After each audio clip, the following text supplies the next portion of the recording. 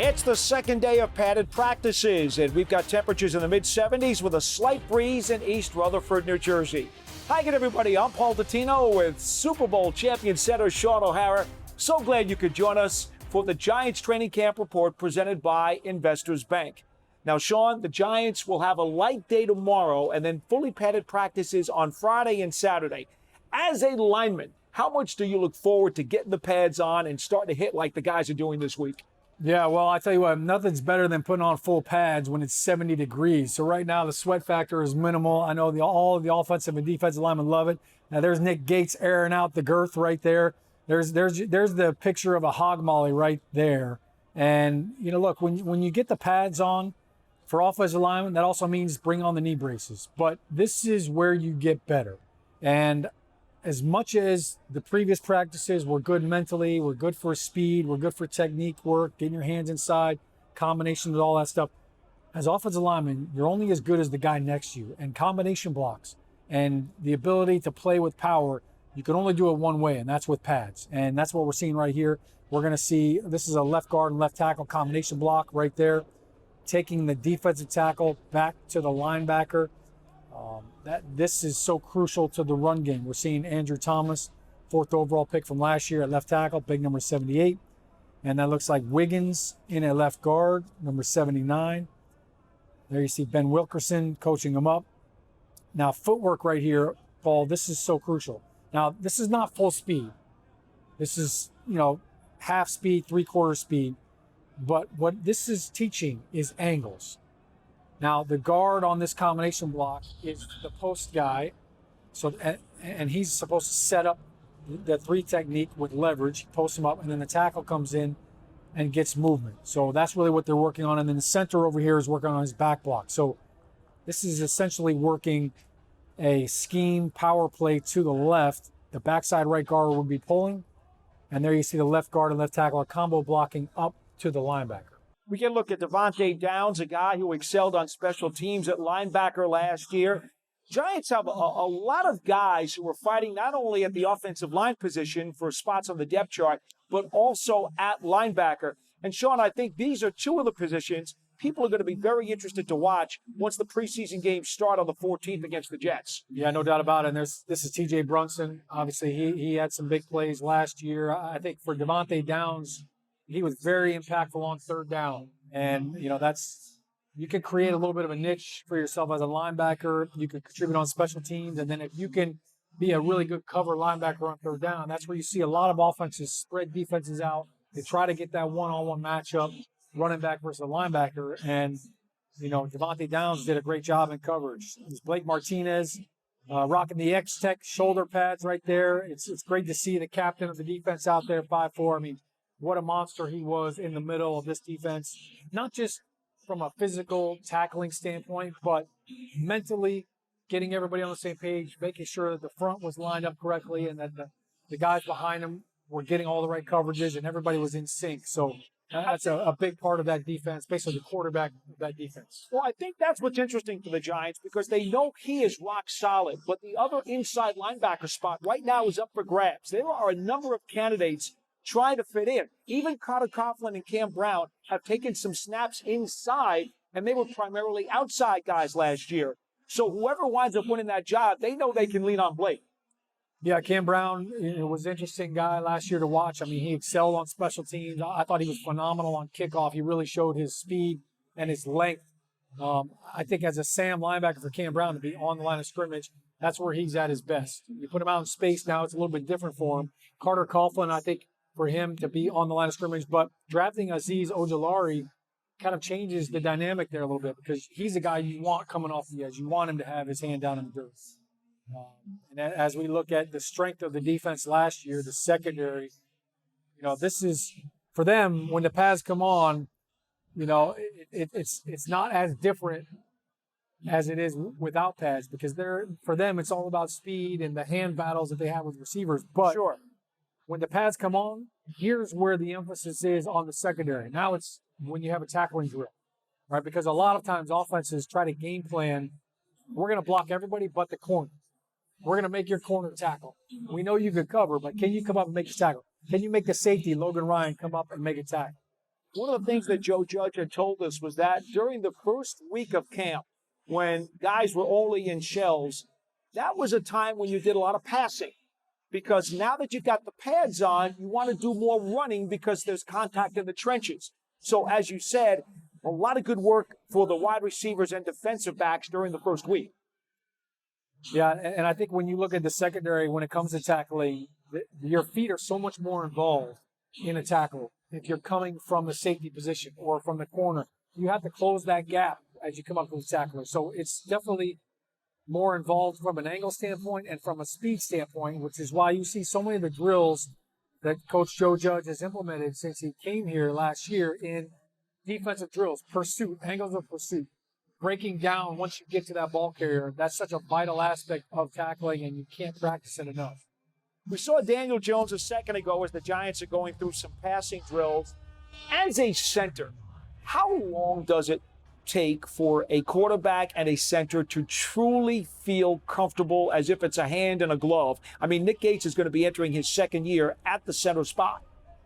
Yeah, it's a great question. It's tough to put an exact timetable on it because, it all depends on how many practices are you getting in. And, really, even if it's 20 practices, I feel like you can learn so much more from each other with 4 games as opposed to just practices. So I think you can never spend enough time in the meeting rooms mentally getting on the same page. So as a center, you have to see the defense just like the quarterback sees it. You have to see exactly what he's looking at, understand his keys. Where is he reading it? All right, so when you see a safety rotation or you see a blitz or an odd front, you know exactly what he's thinking and what he's seeing. So there's the mental side of it. And then the physical side, that's why you have quarterback center exchange when you start practice, just so that becomes an involuntary move, just like breathing. You don't think about breathing.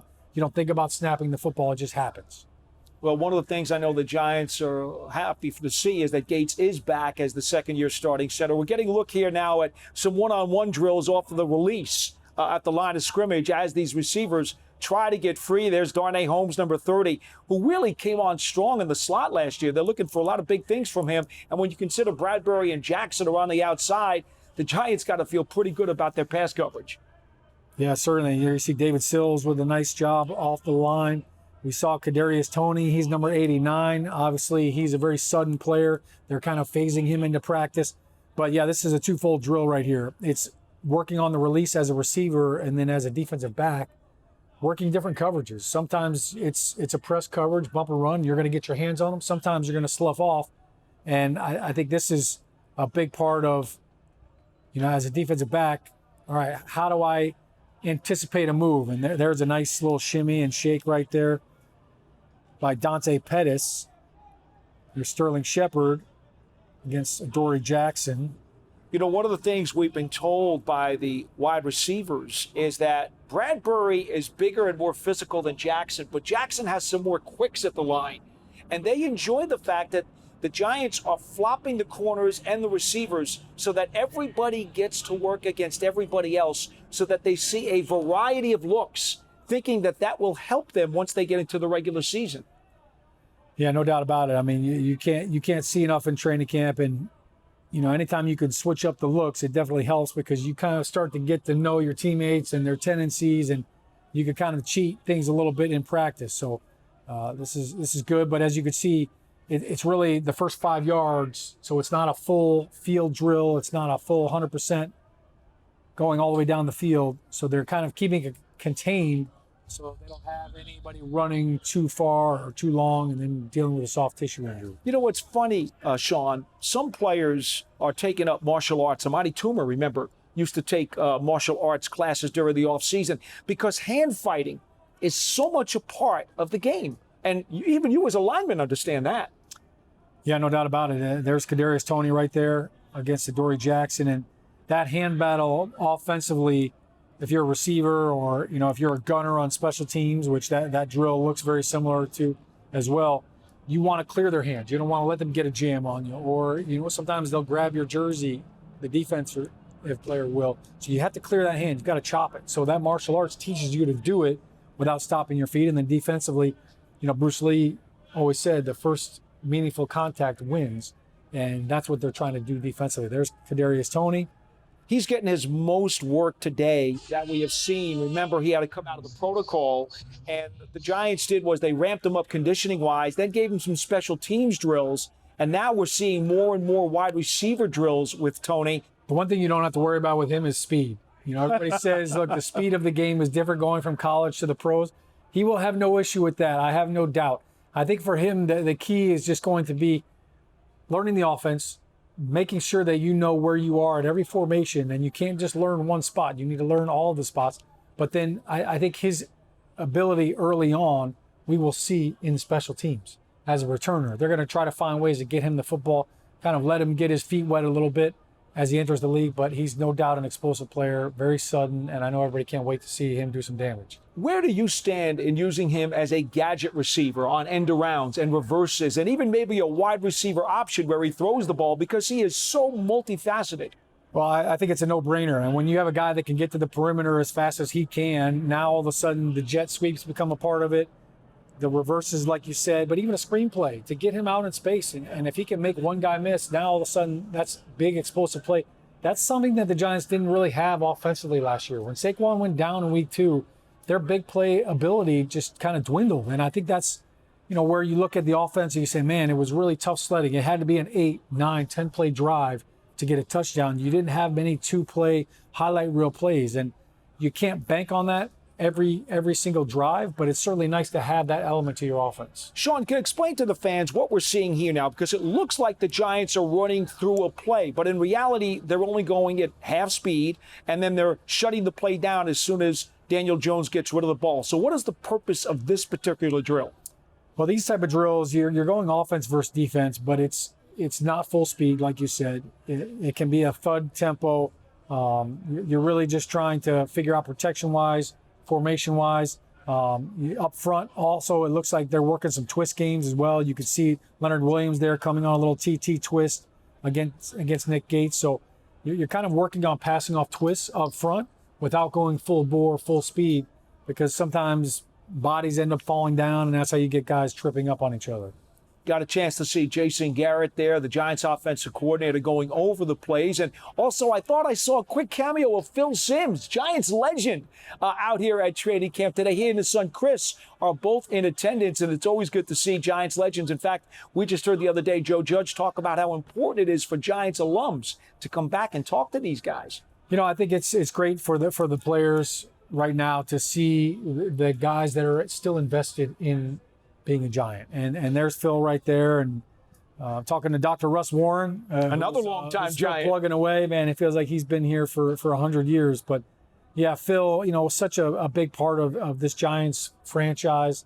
Not just the Super Bowls and, you know, the wins, but just the character guy that he was and how he represented the Giants franchise while he was a player and even after he was done playing, obviously in the broadcast booth and you know, for CBS doing his thing. But it's great to see guys like Phil and for Chris to be there. Yeah, there's no question about that. And Mike Glennon, a veteran who has come over to the Giants as a free agent to fight for the backup spot against Clayton Thorson. Glennon's got a really nice arm. He throws a terrific ball, but we all know who the starting quarterback is, and that's Daniel Jones. But it's nice to know that Glennon could be in reserve if the Giants need to call on him. Well, you mentioned that big arm, and he certainly does have a lot of power, a lot of strength. He's a pocket passer, a little bit of a different quarterback from who the Giants had last year in Colt McCoy, maybe a little bit more athletic, a move the pocket kind of quarterback. You know, but you think back to last year, and look, Colt McCoy led this team into Seattle, and they got a road victory against the Seattle Seahawks. So, you know, look, Mike Glennon, when you know you're one play away from being the guy and having to go in and win some football games. Certainly if you're Daniel Jones and the Giants, you don't want to have to resort to that, but you always have to be ready. And it's always nice and comforting to have a guy like that who mentally understands the game. You know, he's learning this offense from Jason Garrett and learning it for the first time, but physically he has all the tools. Now, you see him running with the reserves on offense, and that really brings me to the offensive line, Shaun, because we pretty much have a good idea who the top contenders are to be the starting 5 on the Giants O-line. But my goodness, that depth chart right now, wide open competition. Joe Looney, the former Dallas Cowboy interior lineman, did retire today, so that lessens the competition by one body. But there are a number of young players and veterans all hoping to sneak onto the 53. Paul, I think the depth on this offensive line is light years ahead of where it was at this point last year. You mentioned the competition aspect. I thought Joe Looney was absolutely going to be a factor in this offensive line. He would be a great sixth man. You only dress 7 guys on game day. So if Joe Looney was the 6th guy, he could play guard and center. So with him retiring unexpectedly, that definitely throws a wrinkle. But you see in that right guard, number 73, that's Zach Fulton. He's a veteran player. He's been in the NFL quite a while, and he can play both guard positions. He could slide in a center in a pinch. I think when you look at the competition too, Nate Solder at right tackle, Matt Parrott at right tackle. If Solder ends up being the starter, now Matt Parrott got some good quality reps last year. I expect them to work him into the equation if he does not become the starter at right tackle. But the depth on this offensive line is much stronger, and I think that that's going to make the entire unit better. And I also think look in this NFL, especially with COVID now with the protocols, you never know who's going to get hit with a close contact, and so you have to have guys that are ready to step up, ready to step in and play right away. We're getting a look at special teams, and heck, I know you long snapped for an early part of your career, Shaun. We all know that that's a pretty important thing too. And let's face it, the Giants have had a good special teams unit around here for quite a long time. Yeah, very steady. We just saw Tom Quinn, back with the Giants, and one of my favorite all-time coaches.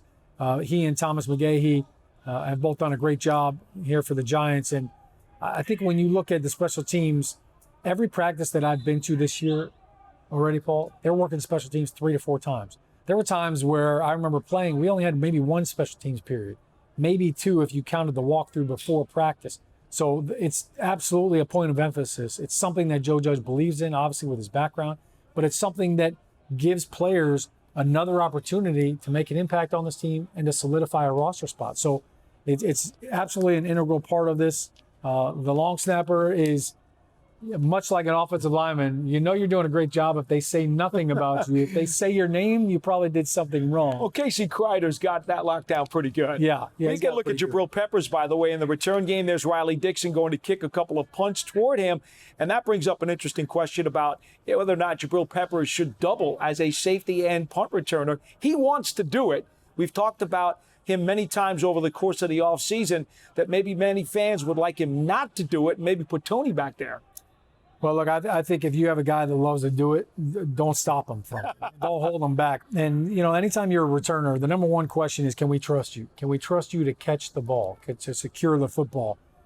That's first and foremost. And then Jabril Peppers absolutely has some playmaking ability. He's done it throughout his entire career at every level. And when you have a guy that can flip the field, make a big return, or even just a 15-yard return, that really changes momentum and it changes things. So I think there's definitely some value in that. When you look at the Giants secondary, they are loaded with Xavier McKinney coming back, Julian Love, the flexibility that they have. Logan Ryan. So, for Jabril, it's, you don't have to worry about him being overworked or overloaded. They can rotate him in. Now, let me ask you this, Shaun. A lot of folks don't understand that, special teams can make or break a guy who is on the bubble.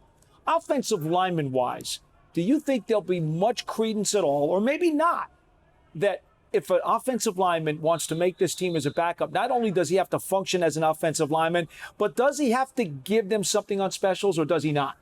Well, I think it can only help if you could do something. Now, things have changed. Back when I played, when you were an offensive lineman, you were a part of the wedge on kickoff return. There is no more wedge. You can't do that now. Kickoff looks totally different than it did before. So that was kind of a way to add some value if you were going to dress on game day. So that has certainly changed, but the long snapper position as well. If you could find a way to provide some value in that as a backup, then no doubt that's another feather in your cap.